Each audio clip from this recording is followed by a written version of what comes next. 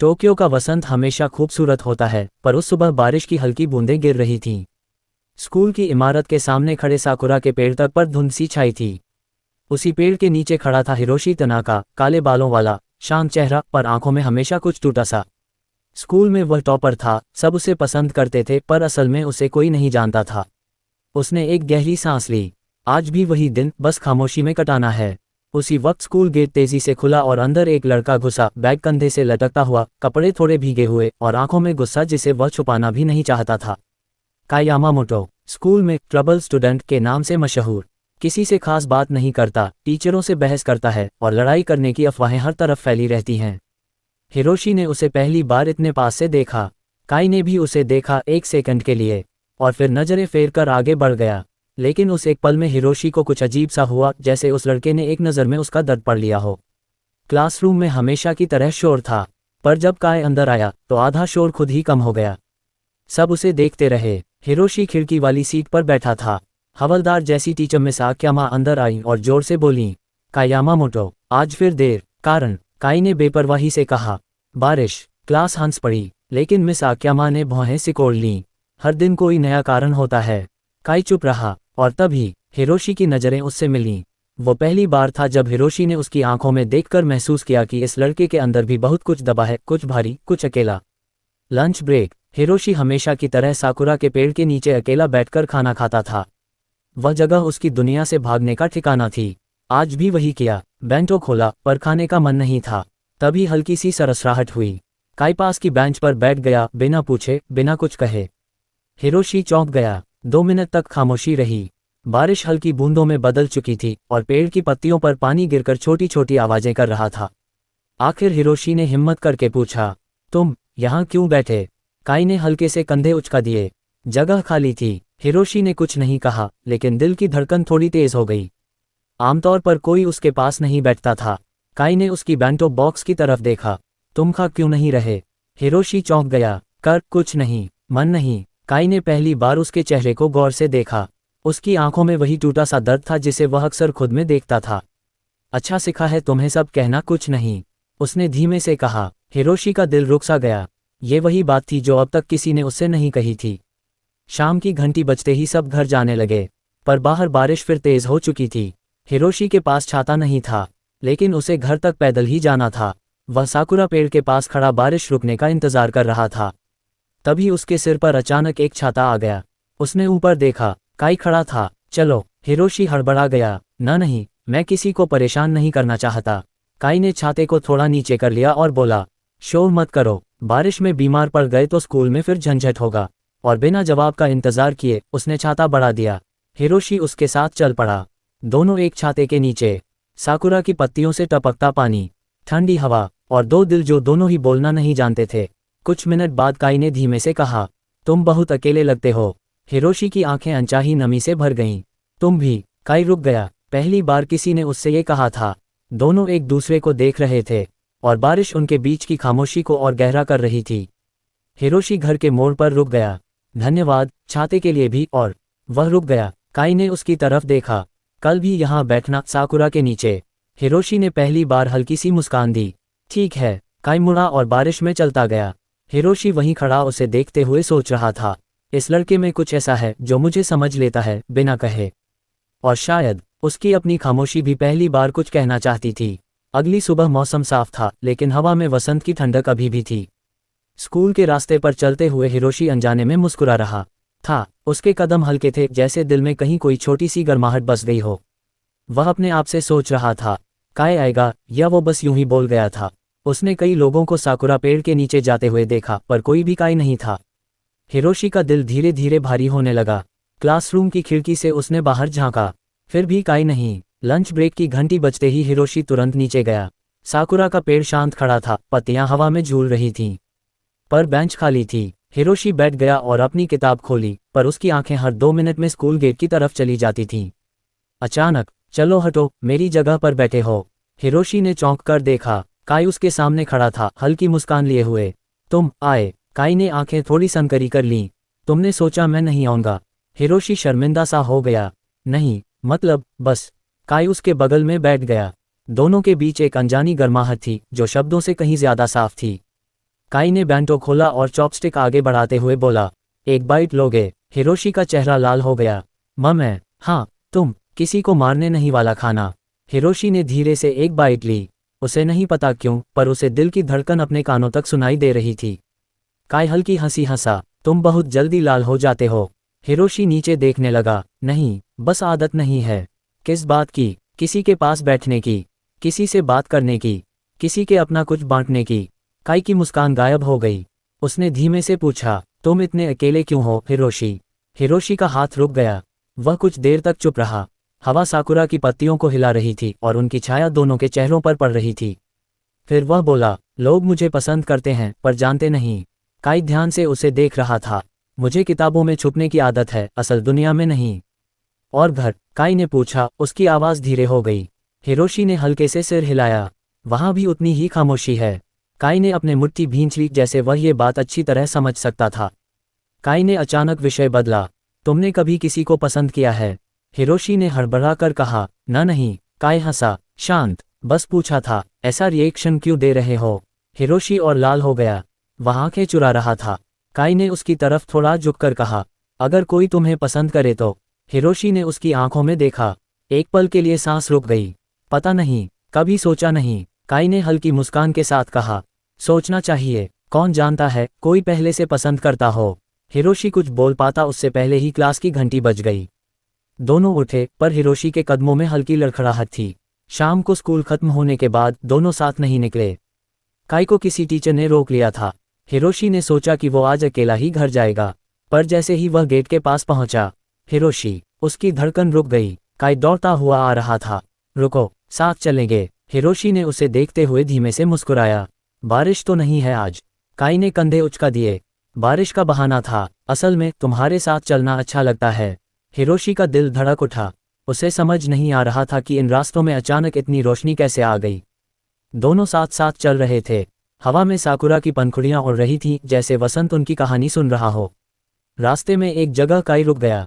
Hiroshi ने पूछा, क्या हुआ? काई ने धीरे से कहा, तुमने कभी मुझे ट्रबल स्टूडेंट कहकर सोचा? हिरोशी ने तुरंत कहा, नहीं, मैंने कभी ऐसी अफवाहों पर भरोसा नहीं किया। काई ने एक लंबी सांस ली। अच्छा है, क्योंकि मैं वैसा नहीं हूं जैसा लोग कहते हैं। हिरोशी पास आया, तो तुम कैसे हो? काई ने उसकी तरफ देखा, गहरी सीधी नजरों से, जैसे पहली बार अपना सच किसी को सौंप रहा हो। मैं भी अकेला हूं, बहुत ज्यादा। लोगों को लगता है मैं गुस्सैल हूं, पर सच में मैं बस टूट चुका हूं। हिरोशी का दिल कस गया। उसने धीरे से कहा, टूटे हुए लोग एक दूसरे को सबसे अच्छे समझते हैं। काई ने उसे ऐसे देखा जैसे पहली बार किसी ने उसकी आत्मा को छुआ हो। कुछ सेकंड तक दोनों चुप रहे। फिर काई ने हल्के से कहा, कल फिर मिलेंगे हिरोशी। हिरोशी ने सिर हिलाया, हाँ, साकुरा के नीचे। काई मुस्कुराया, धीमी, शांत, बेहद खूबसूरत मुस्कान। और वहीं काई ने पहली बार महसूस किया कि इस लड़के के साथ रहने से उसका दिल कम दुखता है। अगले दिन स्कूल में हवा कुछ अलग थी। वसंत की धूप हल्की पर गर्म लग रही थी। हिरोशी क्लास की ओर जाते हुए खुद को हल्का महसूस कर रहा था, अंदर कहीं यह एहसास कि काई उसके लिए वहां होगा, चाहे कुछ भी हो। क्लास में घुसते ही उसकी नज़र सीधे काई की सीट पर गई। काई वहां था, पर आज उसका चेहरा अजीब तरह से शांत नहीं था। उसे देखकर लगता था कि वह पूरी रात नहीं सोया। हिरोशी बैठा तो कुछ सेकंड बाद काई ने उसकी तरफ देखा। दोनों की नज़रें मिली, पर आज काई की आंखों में गहराई से थकान थी, जैसे दर्द उसे अंदर से खींच रहा हो। हिरोशी का दिल कस गया। लंच ब्रेक होते ही हिरोशी सीढ़ियां उतरकर तेजी से साकुरा पेड़ की तरफ गया। वह जानता था काई वहीं आएगा। कुछ देर बाद काई आया। कंधे झुके हुए थे, बैग ढीला पड़ा हुआ और आंखों के नीचे हल्के काले निशान। हिरोशी ने घबराकर पूछा, काई, तुम ठीक हो? काई ने उसकी तरफ देखा, एक कमजोर, टूटी हुई नज़र से। हाँ, बस नींद नहीं आई, हिरोशी ने धीरे से कहा। कुछ हुआ है? काई बैठ गया। उसने बेंच पर आगे झुकते हुए दोनों हाथों से अपना चेहरा ढक लिया। कुछ नहीं। उसकी आवाज़ भारी थी। हिरोशी उसका झूठ पहचान चुका था। कुछ पल की चुप्पी थी, सिर्फ साकुरा की पत्तियों में हवा की आवाज़। हिरोशी थोड़ा और करीब सरका और बोला, अगर कुछ कहना चाहो मैं सुनूंगा। काई ने धीरे से हाथ हटाए। उसकी आंखें सुर्ख थीं, जैसे आंसू रात भर अंदर दबे रहे हों। घर पर थोड़ा झगड़ा हुआ था? हिरोशी ने धीरे से पूछा।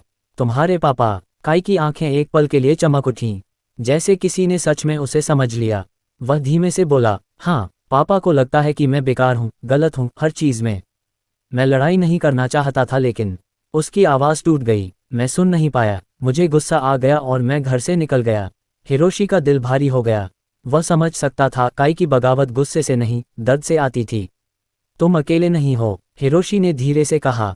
काई कुछ बोलने वाला था कि क्रैक, पास खेत में फुटबॉल लगी और शोर मच गया। 2 लड़के चिल्लाते हुए भागे।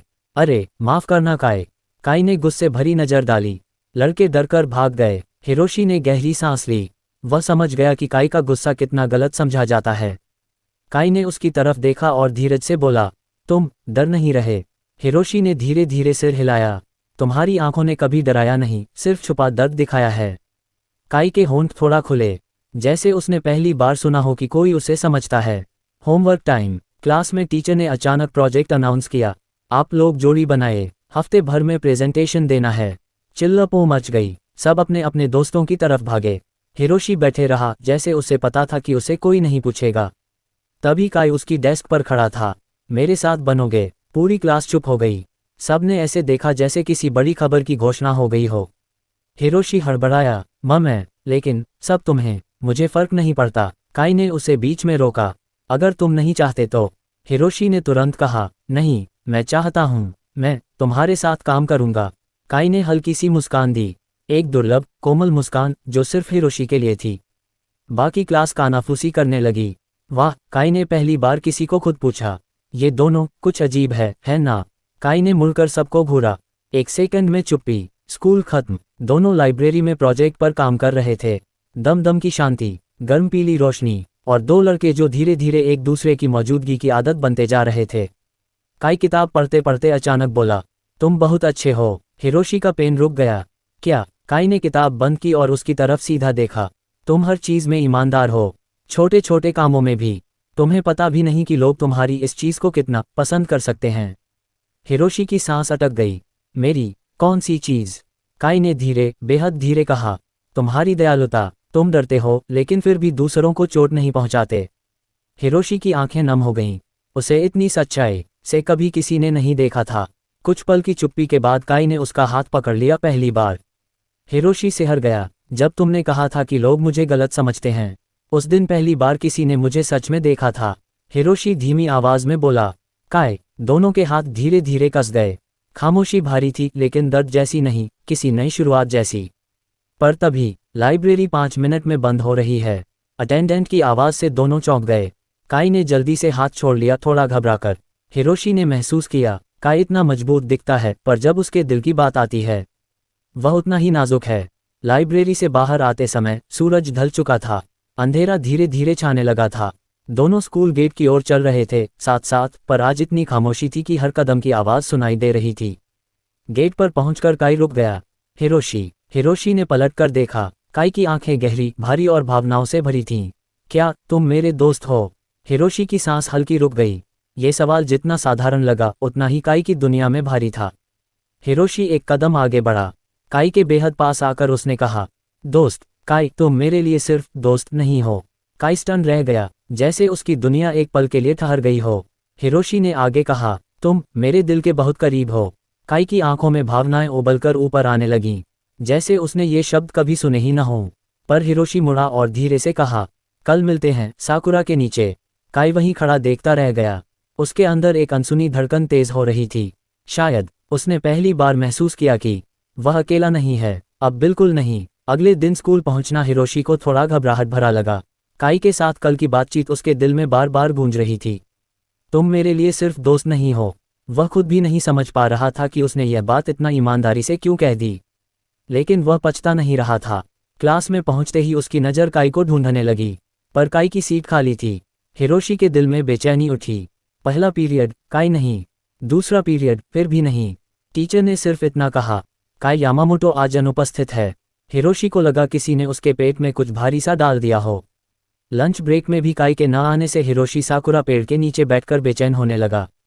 उसके हाथ ठंडे थे और हर 5 मिनट में वह अपना फ़ोन देखता था। हालांकि काई का नंबर उसके पास था भी नहीं। वह बस आकाश की ओर देख रहा था। साकुरा की पत्तियां उसके ऊपर गिर रही थीं, जैसे हल्की बारिश। आज का वसंत अजीब तरह की उदासी लिए हुए था। स्कूल खत्म होने के बाद हिरोशी घर नहीं गया। वह काई की खोज में निकला। उसने स्कूल गेट पर गार्ड से पूछा, काई आज किस समय निकला? गार्ड बोला, वह तो आया ही नहीं। हिरोशी का दिल धड़क गया। वह काई के घर जाने का रास्ता नहीं जानता था, लेकिन लाइब्रेरी में प्रोजेक्ट बनाते समय काई ने एक बार कहा था, मेरा घर यहाँ से ज़्यादा दूर नहीं, बस स्टेशन के पास। हिरोशी स्टेशन की तरफ भागा। वक्त शाम का था, पीली स्ट्रीट लाइटें जल चुकी थीं, हवा ठंडी और रास्ते लोगों से भरे हुए। कुछ देर चलने के बाद उसे एक छोटा पुराना अपार्टमेंट दिखा।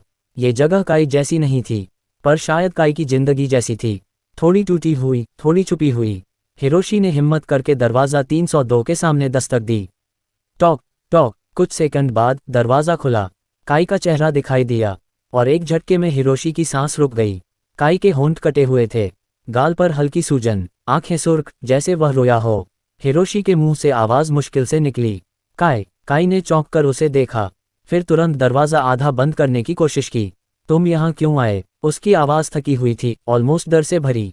हिरोशी ने दरवाजे को पकड़ लिया। तुम स्कूल क्यों नहीं आए? क्या हुआ है? काई की आंखें भर आईं, पर उसने खुद को संभाल लिया और कहा, कुछ नहीं, घर पर बस थोड़ा मसला हो गया था। हिरोशी अंदर आया और दरवाजे के पास ही रुक गया। कमरा छोटा था, फर्श पर टूटी हुई एक कप और दीवार पर हल्के खरोंच के निशान। हिरोशी ने धीरे से पूछा, क्या तुम्हारे पापा ने? काई ने तुरंत कहा, नहीं नहीं, बस। वह रुक गया, आंखें बंद की, सांस भारी हो गई। कुछ सेकंड बाद वह कह ही गया, हाँ, उन्होंने मुझे मारा। हिरोशी के कदमों को जमीन ने पकड़ लिया, जैसे किसी ने उसके दिल से हवा खींच ली हो। काई ने जोर से कहा, यह पहली बार नहीं है, ठीक? तुमको दुखी होने की जरूरत नहीं है।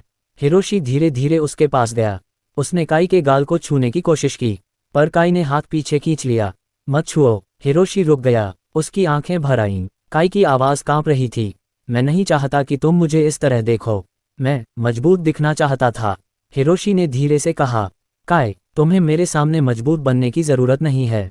काई की आंखें झुकीं, वह तेजी से मुड़ा और अपने बाल पकड़ लिए, जैसे दर्द छुपा रहा हो। मैं नहीं चाहता कि मैं तुम्हारे सामने टूट जाऊं। हिरोशी ने आगे बढ़कर उसका हाथ पकड़ा। काई ने विरोध नहीं किया, जैसे सारी ताकत खत्म हो गई हो।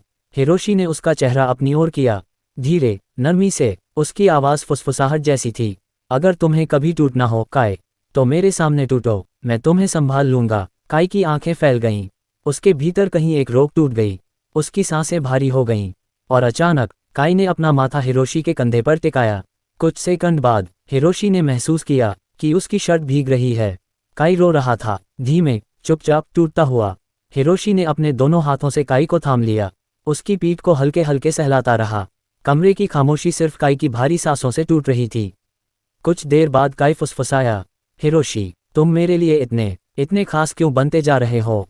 हिरोशी ने उसकी पीठ पर हाथ रखते हुए कहा, क्योंकि तुम अकेले नहीं हो, ना अब, ना कभी। काई ने आंखें उठाईं, लंबी पलकों पर आंसू लटके हुए थे, इतने सच्चे, इतने कच्चे। वह बोला, मैं तुम्हारे सामने कमजोर हो सकता हूँ।